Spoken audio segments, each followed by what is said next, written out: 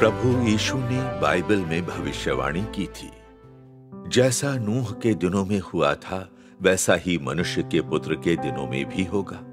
जिस दिन तक नूह जहाज पर न चढ़ा उस दिन तक लोग खाते पीते थे और उनमें विवाह होते थे। तब जल प्रलय ने आकर उन सबको नष्ट किया। और जैसा लूत के दिनों में हुआ था कि लोग खाते पीते, लेन देन करते, पेड़ लगाते और घर बनाते थे। परंतु जिस दिन लूत सदोम से निकला उस दिन आग और गंधक आकाश से बरसी और सबको नष्ट कर दिया। मनुष्य के पुत्र के प्रकट होने के दिन भी ऐसा ही होगा। सर्वशक्तिमान परमेश्वर अंत के दिनों के वापस लौटे प्रभु यीशु कहते हैं, भूकंप दुनिया में आपदा की शुरुआत है।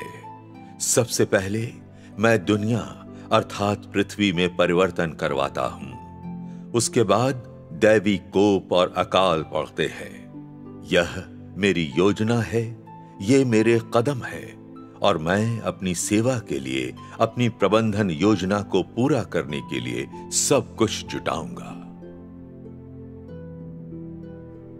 एक के बाद एक सभी आपदाएं आ पड़ेंगी। सभी राष्ट्र और सभी स्थान आपदाओं का अनुभव करेंगे।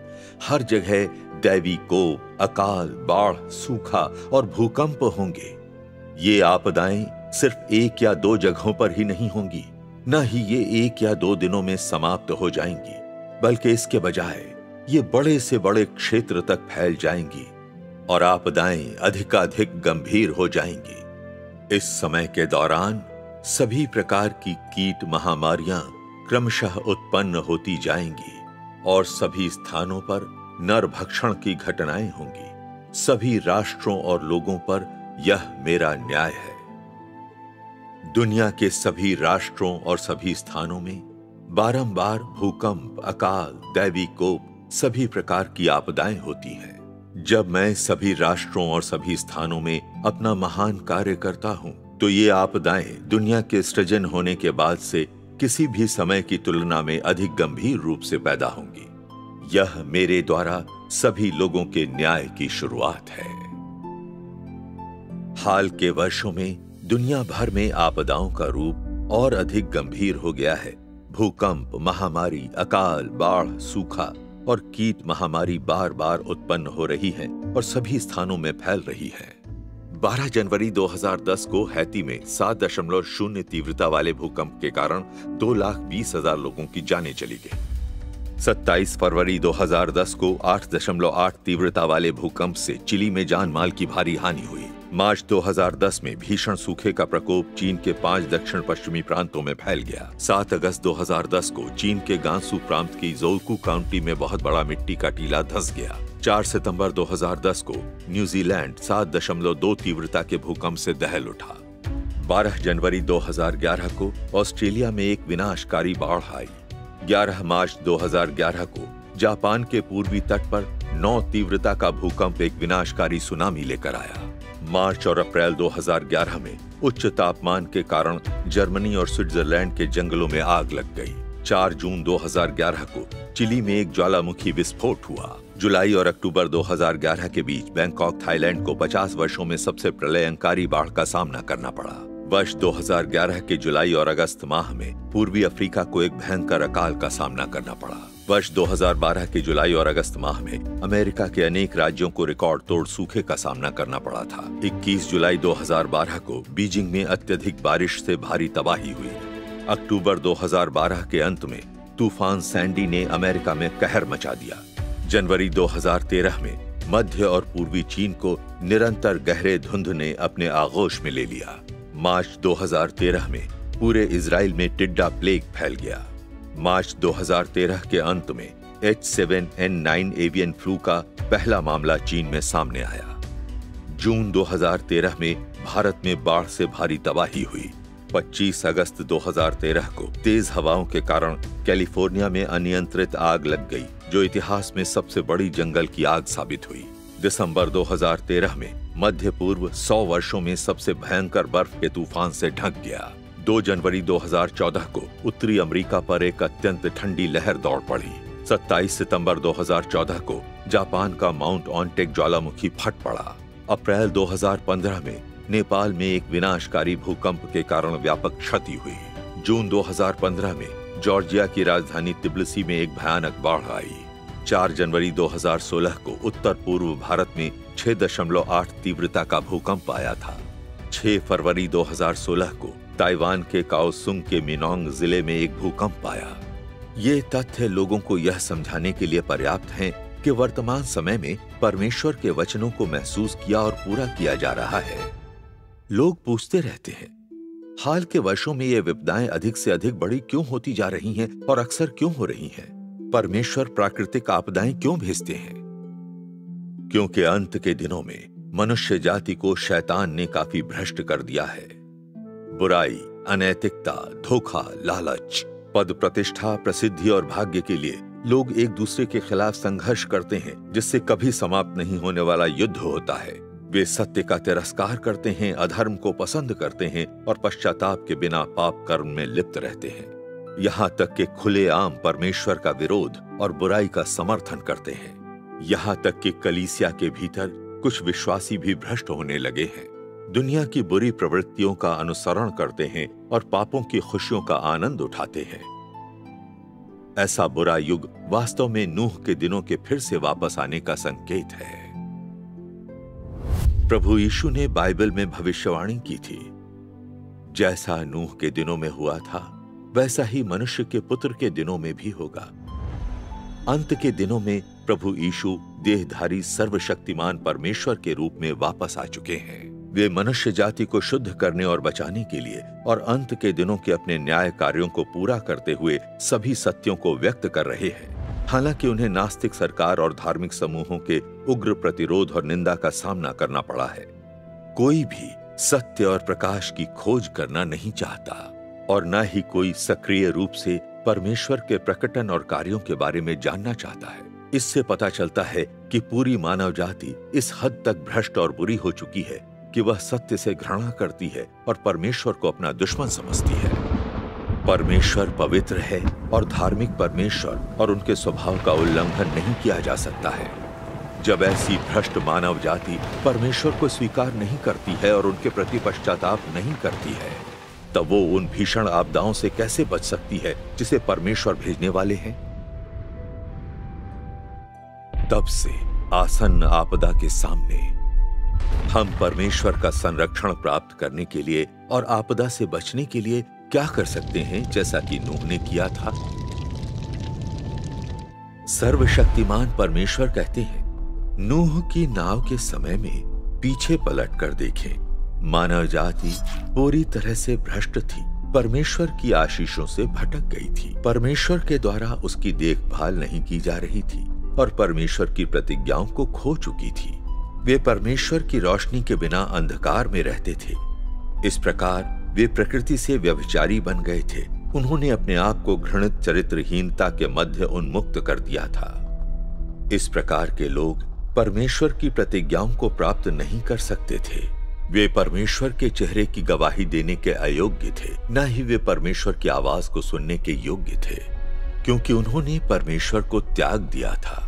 उन सब चीजों को बेकार समझकर छोड़ दिया था जो परमेश्वर ने उन्हें प्रदान की थी और परमेश्वर की शिक्षाओं को भूल गए थे। उनका मन परमेश्वर से बहुत दूर भटक गया था और जैसा कि इससे हुआ, वे अत्यधिक मूर्खतापूर्ण स्तरों तक और मानवता से पथभ्रष्ट हो गए थे और उत्तरोत्तर दुष्ट होते गए।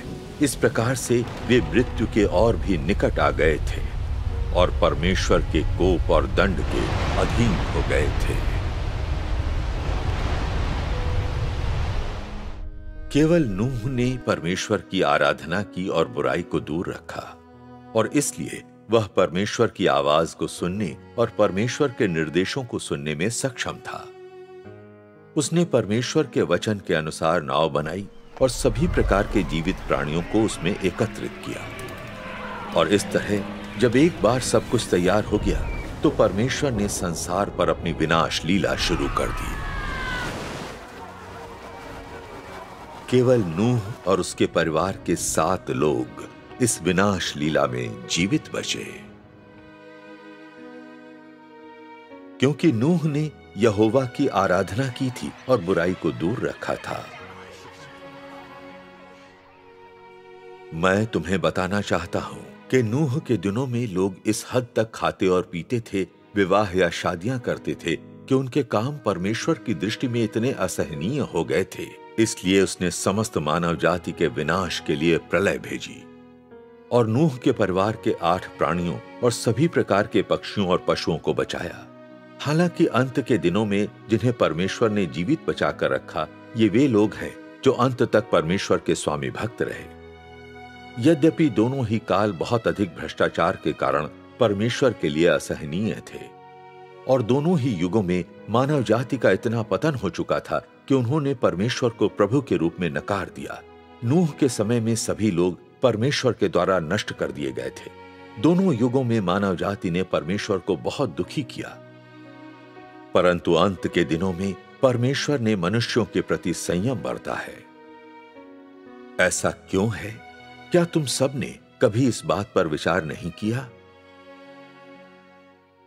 यदि तुम लोग सचमुच नहीं जानते तो मैं तुम्हें बताता हूं।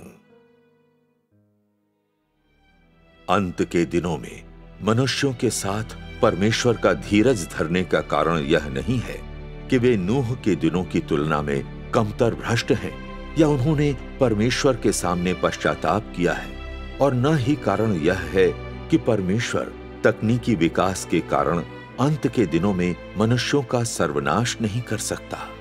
कारण यह है कि अंत के दिनों में परमेश्वर को मनुष्यों के एक समूह में कार्य करना है और यह कार्य देहधारी परमेश्वर स्वयं करेगा। साथ ही परमेश्वर इस समूह के एक भाग को अपने उद्धार का पात्र बनाएगा, अपनी प्रबंधन योजना का फल, और ऐसे लोगों को अपने साथ वह अगले युग में प्रवेश कराएगा।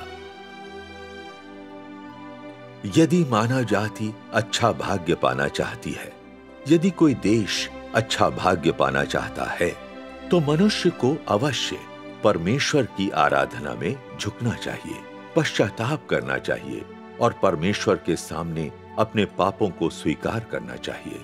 अन्यथा मनुष्य का भाग्य और मंजिल अपरिहार्य रूप से तबाह होकर समाप्त हो जाएंगे। सर्वशक्तिमान परमेश्वर के वचन हमें स्पष्ट रूप से कहते हैं कि केवल वे लोग जो परमेश्वर के वचनों को ध्यान से सुनते हैं और उनके उद्धार को स्वीकार करते हैं, आपदाओं के समय परमेश्वर की सुरक्षा में जीवित रह सकते हैं और परमेश्वर के राज्य में प्रवेश कर सकते हैं। इसके विपरीत वे सभी लोग जो सत्य को नहीं जानना चाहते हैं, परमेश्वर की आवाज को सुनने से इनकार कर देते हैं और परमेश्वर के उद्धार को अस्वीकार कर देते हैं, उन्हें महान आपदाओं द्वारा विनष्ट कर दिया जाएगा। निम्नलिखित सच्ची कहानियां हैं जो मेनलैंड चीन में घटित हुई थी। 12 मई 2008 के वेंचुआन भूकंप के दौरान एक कस्बा था जो पूरी तरह नष्ट हो गया। वह सिचुआन प्रांत के मियांजू शहर का किंगपिंग टाउनशिप था। सीसीपी सरकार द्वारा इस घटना को दबा दिए जाने के कारण बहुत कम लोग इसके बारे में जानते हैं। किंगपिंग टाउनशिप मियांजू शहर के हानवान टाउन के उत्तर पश्चिम में पहाड़ी की गहराई में स्थित था। भूकंप से पहले यह स्वच्छ हवा, साफ जल और नीले आसमान के साथ एक स्वर्ग था। यहाँ कीवी फल और जिनको प्रचुर मात्रा में पाए जाते थे।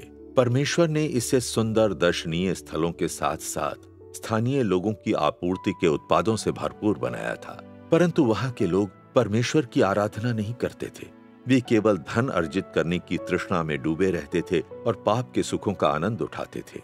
चूंकि किंगपिंग टाउनशिप सुंदर पहाड़ों, साफ पानी और खूबसूरत दृश्यों से परिपूर्ण था और गर्मियों के मौसम में यहाँ की हवा प्राकृतिक ऑक्सीजन से भरपूर रहती थी, स्वास्थ्य लाभ के लिए एक बेहतर स्थान था। इसलिए स्थानीय लोगों ने पर्यटन को बहुत अधिक बढ़ावा दिया। यह सभी प्रकार के सरकारी अधिकारियों के लिए एक लोकप्रिय अवकाश स्थल बन गया।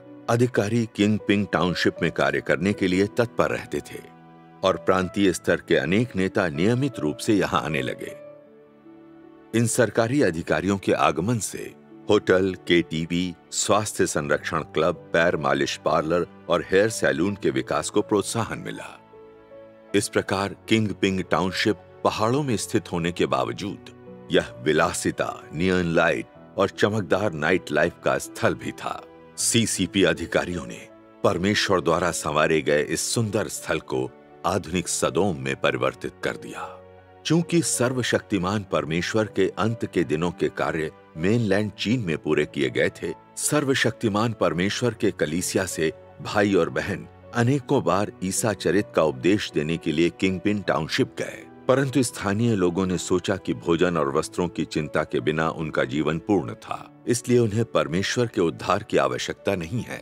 अतः उन्होंने सर्वशक्तिमान परमेश्वर के राज्य के उपदेशों को हर बार अस्वीकार कर दिया और परमेश्वर के उद्धार के द्वार को बंद कर दिया। यहाँ तक कि उन्होंने सर्वशक्तिमान परमेश्वर के कलीसिया के लोगों के साथ यह कहते हुए दुर्व्यवहार किया, अभी हमारा जीवन बहुत अच्छा है, आपके पास कोई दूसरा कार्य नहीं है, इसलिए आप हमें सुसमाचार का उपदेश देने के लिए आते हैं। हम परमेश्वर में विश्वास नहीं करते, हम केवल धन में विश्वास करते हैं।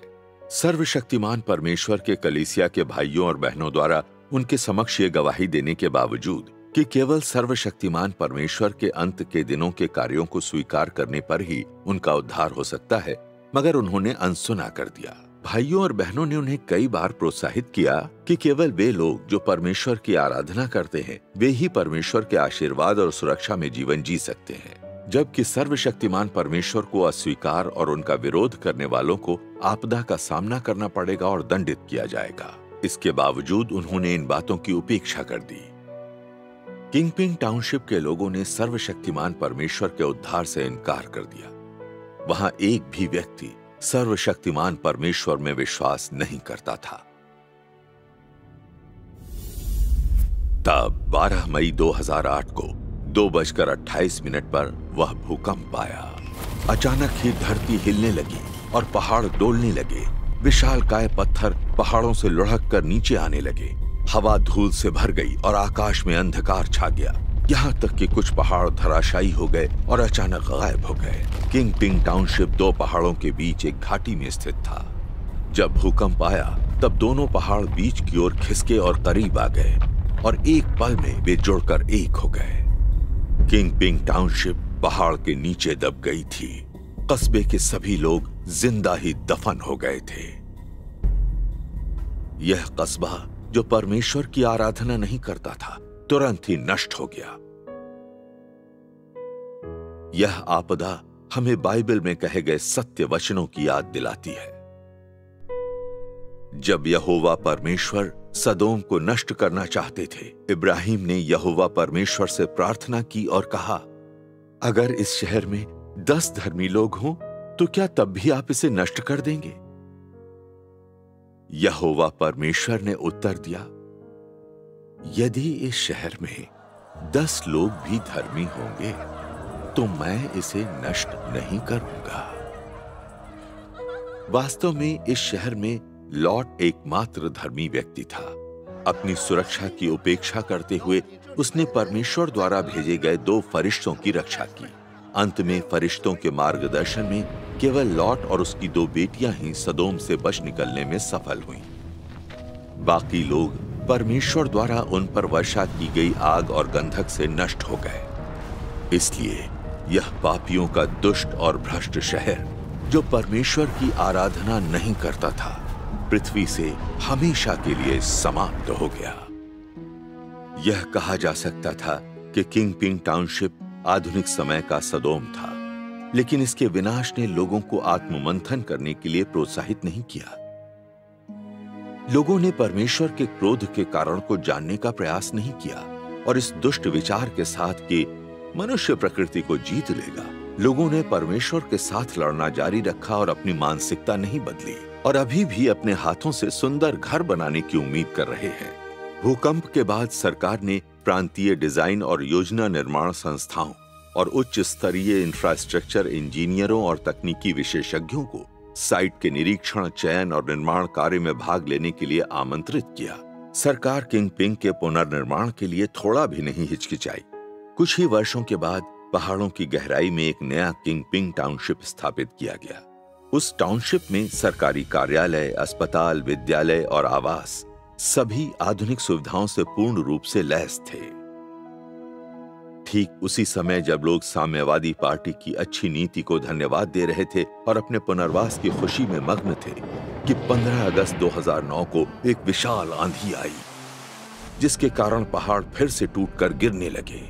खिसकती हुई मिट्टी इस प्रकार से धंसने लगी मानो कोई जंगली जानवर पहाड़ से नीचे नए किंगपिंग टाउनशिप की ओर दौड़ा जा रहा है।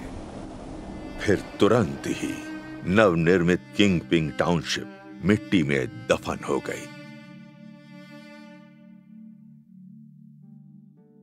दोनों तरफ ढलान थी। दोनों ओर का हिस्सा पूरी तरह ध्वस्त हो गया था। आप केवल एक पैर पर ही खड़े हो सकते थे। ब्लेड के समान एक चट्टान का निर्माण हुआ था। बहुत सारे लोग जिनके साथ मैंने खाना खाया था और कार्य किया था अचानक ही गायब हो गए। ये बहुत ही भयानक था।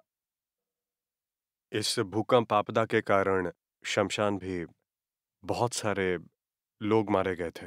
यहाँ तक कि अगर शमशान दिन के 24 घंटे जलता रहता तब भी यह सभी लाशों का दाह संस्कार करने के लिए पर्याप्त नहीं था। पाप के सुख की अपनी लालसा के कारण किंगपिंग टाउनशिप के लोगों ने अंत के दिनों में सर्वशक्तिमान परमेश्वर के उद्धार को अस्वीकार करके 2-2 बार विपत्तिपूर्ण आपदाओं से नष्ट हुए, जिन्हें उन्होंने स्वयं ही आमंत्रित किया था। अंत के दिनों के यीशु सर्वशक्तिमान परमेश्वर को अस्वीकार करके, जैसा कि सर्वशक्तिमान परमेश्वर कहते हैं, यदि किसी देश या राष्ट्र के लोग परमेश्वर द्वारा उद्धार और उसकी देखभाल प्राप्त करने में अक्षम है, तो इस प्रकार का देश या राष्ट्र विनाश के मार्ग पर अंधकार की ओर चला जाएगा और परमेश्वर के द्वारा जड़ से मिटा दिया जाएगा। मैं चाहता हूं कि हर एक मनुष्य देखे कि जो कुछ मैंने किया है वह सही है और जो कुछ मैंने किया है वह मेरे स्वभाव की अभिव्यक्ति है। यह मनुष्य का कार्य नहीं है और प्रकृति का तो बिल्कुल नहीं है जिसने मानव जाति को उत्पन्न किया है। इसके विपरीत यह मैं हूं जो सृष्टि में हर जीवित प्राणी का पोषण करता है। मेरे अस्तित्व के बिना मानव जाति केवल नष्ट होगी और विपत्तियों के दंड से गुजरेगी। कोई भी मानव सुंदर सूर्य और चंद्रमा या हरे भरे संसार को फिर कभी नहीं देखेगा। मानव जाति केवल शीत रात्रि और मृत्यु की छाया की निर्मम घाटी का सामना करेगी। मैं ही मनुष्य जाति का एकमात्र उद्धार हूं। मैं ही मनुष्य जाति की एकमात्र आशा हूं और इससे भी बढ़कर मैं ही वह हूं जिस पर संपूर्ण मानव जाति का अस्तित्व निर्भर करता है। मेरे बिना मानव जाति तुरंत निस्तब्ध हो जाएगी। मेरे बिना मानव जाति तबाही झेलेगी और सभी प्रकार के भूतों द्वारा कुचली जाएगी। भले ही कोई भी मुझ पर ध्यान नहीं देगा, परमेश्वर मनुष्य के लिए एकमात्र उद्धार करता है। यदि हम अंत के दिनों में परमेश्वर के उद्धार का परित्याग कर देते हैं, फिर चाहे हमारे पास कितनी भी धन संपत्ति हो और चाहे हमारी पद प्रतिष्ठा कितनी भी अधिक हो या हमारे पास कितनी भी अधिक शक्ति हो, यह हमें आपदा से पीड़ित होने से नहीं बचा सकती। आपदा मेरे द्वारा उत्पन्न की जाती है और निश्चित रूप से मेरे द्वारा ही गुप्त रूप से आयोजित की जाती है। यदि तुम लोग मेरी नजरों में अच्छे के रूप में नहीं दिखाई दे सकते हो, तो तुम लोग आपदा भुगतने से नहीं बच सकते हो। मेरी दया उन पर व्यक्त होती है जो मुझसे प्रेम करते हैं और अपने आप को नकारते हैं, और दुष्टों को मिला दंड निश्चित रूप से मेरे धार्मिक स्वभाव का प्रमाण है और उससे भी बढ़कर मेरे क्रोध का साक्षी है। जब आपदा आएगी तो उन सभी पर अकाल और महामारी आ पड़ेगी जो मेरा विरोध करते हैं, और वे विलाप करेंगे। जो लोग सभी तरह की दुष्टता कर चुके हैं किंतु जिन्होंने बहुत वर्षों तक मेरा अनुसरण किया है, वे अभियोग से नहीं बचेंगे। वे भी ऐसी आपदा जिसके समान युगों युगों तक कदाचित ही देखी गई होगी में पड़ते हुए लगातार आतंक और भय की स्थिति में जीते रहेंगे, और केवल मेरे वे अनुयायी ही जिन्होंने मेरे प्रति निष्ठा दर्शाई है मेरी सामर्थ्य का आनंद लेंगे और तालियां बजाएंगे। वे अवर्णनीय संतुष्टि का अनुभव करेंगे और ऐसे आनंद में रहेंगे जो मैंने पहले कभी मानव जाति को प्रदान नहीं किया है, क्योंकि मैं मनुष्यों के अच्छे कर्मों को संजोए रखता हूं और उनके बुरे कर्मों से घृणा करता हूं। सर्वशक्तिमान परमेश्वर के वचन हमें कहते हैं कि आपदाओं की शुरुआत और व्यवस्था परमेश्वर ही करते हैं। परमेश्वर अपना विरोध और बुरे कर्म करने वालों का नाश करने के लिए आपदा का इस्तेमाल करते हैं और इसका उपयोग वे हृदय और भावनाओं वाले लोगों के समूह को जगाने और चेतावनी देने के लिए भी करते हैं, ताकि ये लोग अंत के दिनों में उनके उद्धार को स्वीकार कर लें। परमेश्वर अंत के दिनों में यही कार्य करते हैं। जो लोग परमेश्वर में विश्वास नहीं करते हैं, वे सोचते हैं कि आपदाएं केवल प्राकृतिक आपदाएं हैं जो भेदभाव नहीं करती हैं। वास्तव में प्रत्येक आपदा एक ध्येय के साथ आती है। एक भूकंप या प्लेग में कितने लोग मरते हैं? एक बाढ़ और युद्ध में कितने लोग मरते हैं? कौन सी आपदा किन लोगों का विनाश करेगी, इसका निर्धारण परमेश्वर पहले ही कर देते हैं। जिनको बर्बाद होना है वे बिल्कुल भी नहीं बच सकते हैं। परमेश्वर का स्वभाव पवित्र और धर्मी है जो अपमानहीन है। आपदा के समक्ष सभी बुरे कर्म करने वाले लोग जो परमेश्वर का विरोध करते हैं, वे परमेश्वर के हाथों दंडित होने से नहीं बच सकते, भले ही वे कोई भी स्वयं सहायता उपाय इस्तेमाल कर लें। जबकि जो लोग वास्तव में उनमें विश्वास करते हैं और सर्वशक्तिमान परमेश्वर पर भरोसा करते हैं, वे भूकंप के केंद्र में होने पर भी मृत्यु से बच जाएंगे। परमेश्वर विलक्षण तरीके से आपदा से उनकी सुरक्षा करेंगे और उन्हें बचाएंगे। इसके आगे हम सर्वशक्तिमान परमेश्वर के कलीसिया में कुछ भाइयों और बहनों के सच्चे अनुभव आपके साथ साझा करेंगे, जिन्होंने 12 मई 2008 के सिचुआन भूकंप के दौरान बहुत अधिक प्रभावित क्षेत्र में परमेश्वर का संरक्षण और उद्धार प्राप्त किया। मेरे पति और मैंने केवल 2 महीने के लिए अंत के दिनों के सर्वशक्तिमान परमेश्वर के कार्यों को स्वीकार किया था। मैं लकवे की वजह से ज्यादा चल फिर नहीं पाती हूँ। मैं ज्यादातर बिस्तर पर ही रहती हूँ। उस समय हम 5वीं मंजिल पर रहते थे। जब भूकंप आया तब इमारत बहुत जोर से हिलने लगी। बिस्तर को झटका लगा और मैं नीचे गिर गई। जैसे ही मैं फर्श पर गिरी, वैसे ही छत ढह गई और बिस्तर को कुचल दिया। छत का दूसरा टुकड़ा जो गिरा, उसे कुर्सी ने अवरुद्ध कर दिया और जहां मैं पड़ी हुई थी वहां एक सुरक्षित स्थान बना दिया। मुझे जरा भी चोट नहीं आई। उस समय मेरे मन में एक विचार उत्पन्न हुआ। मैं रेंग कर आगे बढ़ी और देखा कि क्या यहाँ से निकलने का कोई रास्ता है। इसलिए मैं रेंग कर आगे बढ़ी, एक ईंट को अपने हाथों से खिसकाकर किनारे किया और तभी मुझे प्रकाश दिखाई दिया। तब मैंने मदद के लिए पुकार लगाई। सोचा भी नहीं था कि मेरा बेटा मेरी पुकार सुनेगा। उसने खोदना शुरू किया और 3 घंटे के बाद मुझे सुरक्षित बाहर निकाल लिया। जब भूकंप आया, मेरे पति स्नान घर में थे। मेरी आवाज सुनकर वे दौड़कर बाहर निकल जाना चाहते थे, परंतु स्नान घर के दरवाजे ने 2 बार उनका मार्ग अवरुद्ध कर दिया और उसी समय छत टूट गई और एक बांस की टोकरी नीचे आ गिरी। मेरे पति ने बांस की टोकरी के अंदर बैठकर स्वयं को बचा लिया। वे लगभग 30 घंटे तक मलबे में फंसे रहे।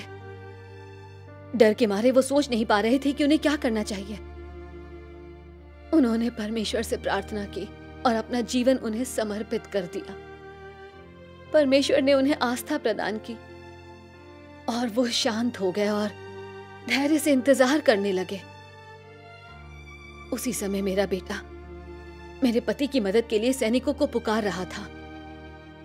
खतरे से भयभीत सैनिकों ने मदद से इनकार कर दिया, परंतु जब मेरा बेटा उनसे अनुरोध करता रहा तो अंत में उन्होंने एक छेद किया और मेरे पति को खींचकर बाहर निकाल लिया। परमेश्वर का धन्यवाद। मेरा बड़ा बेटा डोंगफेंग टरबाइन फैक्ट्री में काम करता था। भूकंप के दिन उसने किसी साथी के साथ शिफ्ट बदल ली थी, इसलिए वो काम पर नहीं गया। इसके बाद हमें पता चला कि उसके कारखाने में काफी लोग मर गए। शिफ्ट बदलने के लिए धन्यवाद। मेरा बेटा उस विपदा से बचने में सफल रहा। उस समय मेरा पोता 7 वर्ष का था और विद्यालय में पढ़ने गया था। भूकंप के बाद वो एक छेद से रेंगते हुए बाहर आ गया और उसे जरा भी चोट नहीं लगी थी। परमेश्वर का धन्यवाद। हम सर्वशक्तिमान परमेश्वर के बहुत आभारी हैं। परमेश्वर का धन्यवाद। सर्वशक्तिमान परमेश्वर में मेरे पति और मेरे विश्वास के कारण हमारे परिवार को परमेश्वर की आश्चर्यजनक देखभाल और सुरक्षा प्राप्त हुई। परमेश्वर की महिमा अपार है। सर्वशक्तिमान परमेश्वर का प्रेम वास्तव में महान है। मैं हमेशा उनके बारे में बातें कर सकती हूँ। हाँ, परमेश्वर का धन्यवाद। 12 मई के दिन मैं लेगू पर्वत पर अपने खेत में अंगूर तोड़ रही थी। मुझे अचानक भूकंप का एहसास हुआ और मेरी आंखों के सामने दुनिया घूमने लगी। पहले तो लगा कि मुझे चक्कर आ रहा है, परंतु थोड़ी देर बाद मैंने देखा कि पहाड़ के पत्थर टूटकर इधर उधर लुढ़क रहे हैं। कई मीटर चौड़ी दरार उत्पन्न हो गई और गिरती हुई चट्टानें मेरी ओर आने लगी। तभी मुझे भूकंप आने का एहसास हुआ। हृदय से परमेश्वर से मदद की गुहार लगाते हुए मैंने खतरे से बचने का हर संभव प्रयास किया। मैंने कहा, हे परमेश्वर, मैं जानती हूँ कि विपदा आपके हाथों की कठपुतली है। आप सभी अधर्मियों को ताड़ना देने के लिए आपदा लाते हैं। ये आपकी धार्मिकता है। मेरे अंदर भी अनेकों कमियां हैं जो आपको नापसंद हैं। आप मुझे चाहे जितनी भी ताड़ना दे, मैं आपकी आज्ञा का पालन करूंगी। भले ही मुझे मूसा का विरोध करने वाले 250 नेताओं की तरह धरती निगल ही ले, मैं आपकी धार्मिकता का गुणगान करूंगी। मैं आज्ञाकारिता के साथ प्रार्थना करती रही। धीरे धीरे मेरे हृदय से भय और चिंता समाप्त हो गई और शांति और निश्चिंतता का अनुभव हुआ। इसके बाद कुछ पूर्ण रूप से अनापेक्षित घटित हुआ था। मैं परमेश्वर के आश्चर्यजनक कार्यों की साक्षी बनी। चूंकि भूकंप बहुत शक्तिशाली था, वह पहाड़ जहां मैं खड़ी थी फटकर खुल गया, मानो किसी ने चाकू से चीर दिया हो। मेरे पास का आधा पहाड़ एक सीधी पंक्ति में धंस गया था, परंतु पहाड़ का दूसरा हिस्सा जहां मैं खड़ी थी वो बच गया। मेरे ऊपर एक खरोंच भी नहीं आई थी। जब भूकंप आया तो मेरे परिवार ने देखा कि वो पहाड़ जहां मैं काम कर रही थी टूटकर बिखर गया है। उन सभी को लगा कि मैं मर चुकी हूँ। उन्होंने सोचा भी नहीं था कि मैं जीवित और सकुशल वापस लौट आऊंगी। मेरे परिवार वाले बहुत ही भावुक हो गए। गैर विश्वासियों ने मुझे जीवित देखकर कहा, तुम बहुत ही भाग्यशाली हो। हालांकि मैं जानती हूँ कि यह भाग्य नहीं बल्कि परमेश्वर की देखभाल और सुरक्षा थी जिसने मुझे बचा लिया। मैंने अपना ये अनुभव कई भाई बहनों को भी बताया। मेरी कहानी सुनने के बाद सबने कहा, सर्वशक्तिमान परमेश्वर बहुत आश्चर्यजनक है। परमेश्वर का धन्यवाद।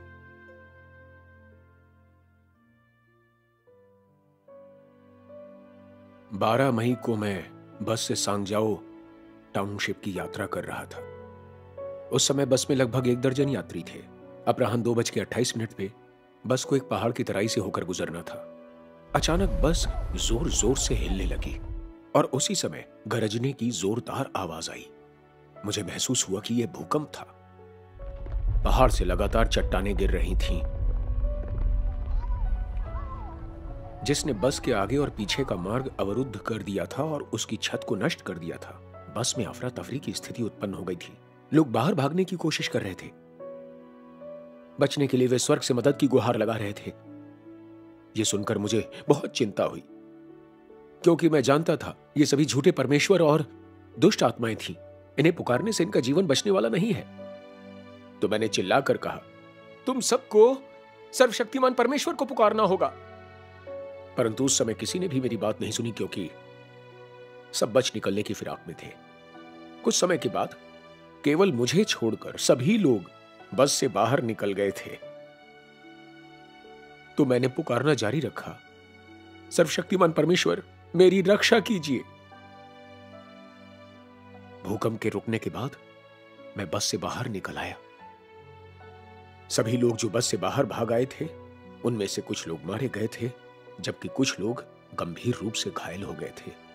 जीवित बचे लोगों ने सोचा कि मेरी मृत्यु भी कुचल कर हो गई होगी। जब उन्होंने मुझे जीवित देखा और यह भी कि मुझे खरोंच तक नहीं आई, तो उन्होंने कहा कि वास्तव में यह एक चमत्कार है। सभी ने मुझसे पूछा कि मैं जीवित कैसे बच गया। मैंने उन्हें बताया कि मैं सर्वशक्तिमान परमेश्वर में आस्था रखता हूं। बस में मैं अपनी सुरक्षा के लिए निरंतर सर्वशक्तिमान परमेश्वर को पुकारता रहा। परमेश्वर ने मेरी प्रार्थना सुनी और उन्होंने मुझे बचा लिया। मेरी बात सुनने के बाद वे सभी सर्वशक्तिमान परमेश्वर में विश्वास करने लगे।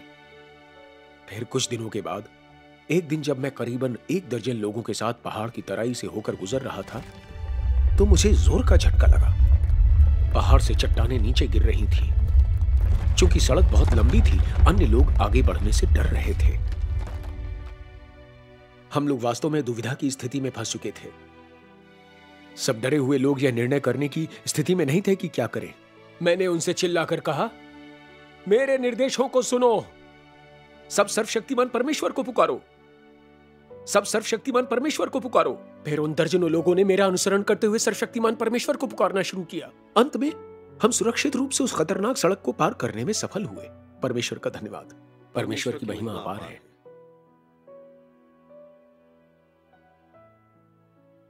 मेरे ससुर को अक्सर दोपहर में झपकी लेने की आदत है, लेकिन 12 मई के दिन दोपहर के आसपास मेरे ससुर ने कहा कि आज उन्हें नींद नहीं आ रही, तो वे खेतों में कीटनाशक छिड़कने गए। मैं भी उनके साथ खरपतवार उखाड़ने गई। जैसे ही हम वहां पहुंचे, अचानक भूकंप आ गया। हमारा घर पूरी तरह से नष्ट हो गया, परंतु उस समय घर पर नहीं होने के कारण हम दोनों सुरक्षित बच गए। यह परमेश्वर की आश्चर्यजनक सुरक्षा थी। परमेश्वर का धन्यवाद। उस समय मेरी बेटी केवल 10 वर्ष की थी। भूकंप के दिन वह विद्यालय में थी। उसके विद्यालय की इमारत पूरी तरह ढह गई। उसके अधिकांश सहपाठियों की मलबे में दबने से मौत हो गई थी। केवल 4 लोग जीवित बचे थे। उनमें केवल मेरी बेटी थी जो बिना किसी क्षति के सुरक्षित बची थी। अन्य 3 गंभीर रूप से घायल थे। मैं सर्वशक्तिमान परमेश्वर को धन्यवाद देती हूँ। यदि सर्वशक्तिमान परमेश्वर की देखभाल नहीं होती तो ऐसा कोई रास्ता नहीं था जो ऐसी भयंकर विपदा से हमें बचा सकता था। परमेश्वर का धन्यवाद। इन वास्तविक घटनाओं से हम देख सकते हैं कि यहाँ तक कि उन लोगों को भी जो इतने ज्यादा भ्रष्ट हैं कि उन्हें नष्ट किया जाना चाहिए, अगर वे अपने पापों को स्वीकार करते हैं और परमेश्वर के प्रति पश्चाताप करते हैं, अपने बुरे कर्मों को पीछे छोड़ देते हैं और परमेश्वर के उद्धार को स्वीकार करने के लिए परमेश्वर के सामने आते हैं, तब परमेश्वर दया की वर्षा करेंगे और विपत्तियों में उनकी रक्षा करेंगे। लेकिन उन लोगों के लिए जो बुराई और अनैतिक पाप में जीते हैं, जो पश्चाताप नहीं करते हैं और इसके बजाय अंत के दिनों में परमेश्वर के उद्धार का त्याग करते हैं, वे किंग पिंग टाउनशिप के लोगों की तरह आपदा का सामना करते हैं और परमेश्वर की धर्मी दंड के अधीन रहते हैं।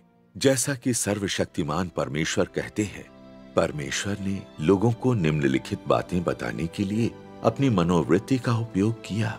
ऐसा नहीं है कि परमेश्वर लोगों को बर्दाश्त नहीं करता है या वह उन पर दया नहीं करना चाहता है। यह ऐसा है कि वे कभी कभार ही परमेश्वर के प्रति सच्चा पश्चाताप करते हैं और अपने कुमार्ग से फिरते हैं और अपने हाथों से उपद्रव करना त्यागते हैं। दूसरे शब्दों में, जब परमेश्वर मनुष्य से क्रोधित हो जाता है तो वह आशा करता है कि मनुष्य सचमुच में पश्चाताप करने में समर्थ होगा और वह मनुष्य के सच्चे पश्चाताप को देखना चाहता है। ऐसी दशा में तब वह उदारता से मनुष्य को अपनी दया और सहनशीलता प्रदान करता है। कहने का तात्पर्य है कि मनुष्य का बुरा चाल चलन परमेश्वर के क्रोध को उनके ऊपर लाता है, जबकि परमेश्वर की दया और करुणा उन्हें प्रदान की जाती है जो परमेश्वर को ध्यान से सुनते हैं और सचमुच में उसके सम्मुख सच्चा पश्चाताप करते हैं, और उन्हें भी प्रदान की जाती है जो अपने कुमार्ग से फिर जाते हैं और अपने हाथों से उपद्रव करना त्याग देते हैं।